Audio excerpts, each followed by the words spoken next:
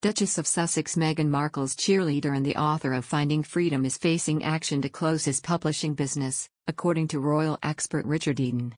The Daily Mail editor disclosed this in his latest report for Mail Plus on Saturday. He shared the link of the report and tweeted, #Meghan's cheerleader #Omid Scobie faces forced closure of his business. In his report titled, Meghan's biographer faces loss of his firm, the royal expert says, Meghan's cheerleader Omid Scobie appears so obsessed with portraying the Duke and Duchess of Cambridge's Caribbean tour as a failure he's forgotten to keep his own affairs in order. I can reveal the author of Finding Freedom, about Prince Harry and his wife, is facing action to close his publishing business, after he failed to provide legally required financial information. It faces compulsory strike-off as it hasn't filed any accounts since 2019. Failure to provide financial details would result in a fine of £1,500 for accounts that are more than 6 months overdue, according to Companies House. If a firm is struck off compulsorily, all its assets can be seized by the government, the report further said.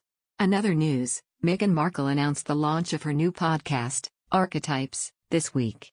The Duchess of Sussex plans to talk to experts, historians and women who have experienced being typecast. Meghan and her husband Prince Harry have not released any content on Spotify since their Christmas special 2 years ago. The episode welcomed guests like Stacey Abrams, José Andrés, James Corden, Elton John, Naomi Osaka, and Tyler Perry. It is expected that Archetypes, which is set to be released this summer, will host other high-profile guests. However, according to one royal commentator, the Sussexes' connection with certain political figures has polarized the couple's fan base in the U.S. Founder and creator of the LA-based royal site ToDiForDaily, Kinsey Schofield, has claimed that the couple made a major misstep in aligning themselves with a political party.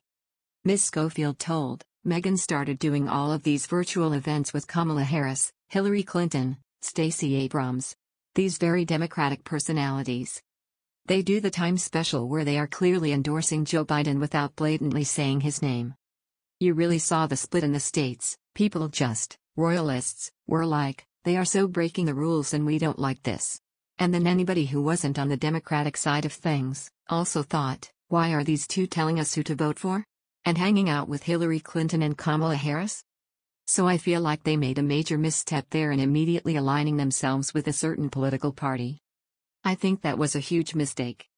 Last year, Meghan penned a passionate open letter to Speaker Nancy Pelosi and Senate Majority Leader Chuck Schumer to advocate for paid family leave.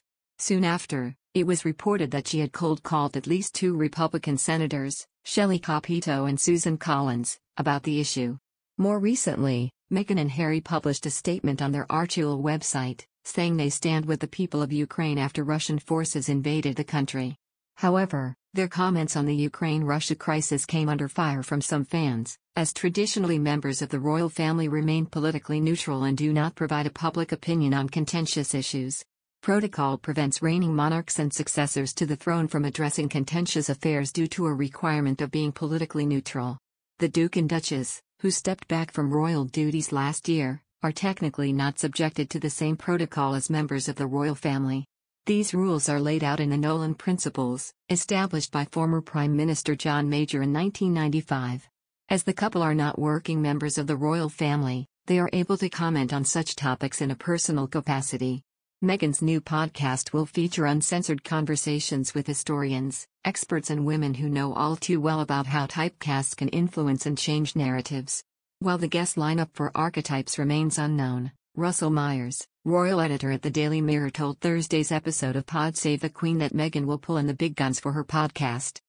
He said, "This is going to be huge because she will pull in the big guns.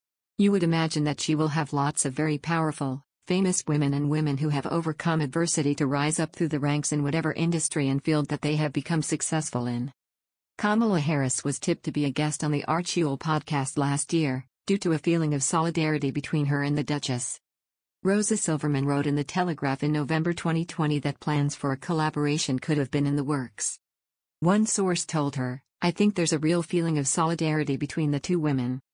The source said they don't think Ms. Harris is interested in popular game playing, but added that the opportunity to work with Meghan might be too good to pass up.